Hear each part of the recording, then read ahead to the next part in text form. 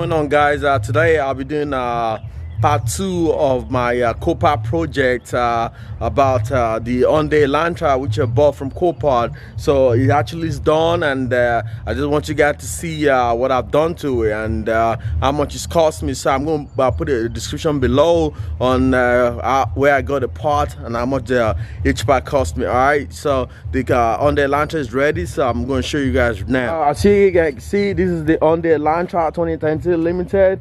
Basically what I did to it, I changed driver's side fender.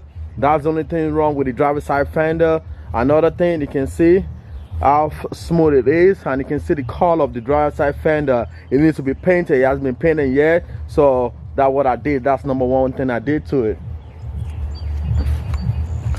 So, and also on the other side, I changed the passenger's side fender all as well. That's the second thing that is wrong with it. So, but it has to be painted all as well. So that's an update what I actually did to it. So other than that, and also in the course of the accident, the car on the driver's side, I have to change the lower control arm. That's the lower control arm right there, and also the tie rod. So like I said earlier, I'm going to put a description below and how much each part cost me. So other than that, the car actually is ready. There's the only thing wrong with the car itself. You can see 2020 on the Elentra. Nothing else is wrong with it. The car is just ready to be painted. Once it's painted, it's ready to hit the road. Actually, I'm selling it. It's ready to go back to the market. So, and also the rim on the tire is bad over there. Well, I can replace that all as well. That should be less than $50 from a junkyard. Other than that, the car is ready. It's absolutely ready. You can see nothing else is wrong with the car anymore. So those are just the 4 things actually I changed on the car. So the car is maxed, is ready, and can easily, once I get it painted, it can hit the road.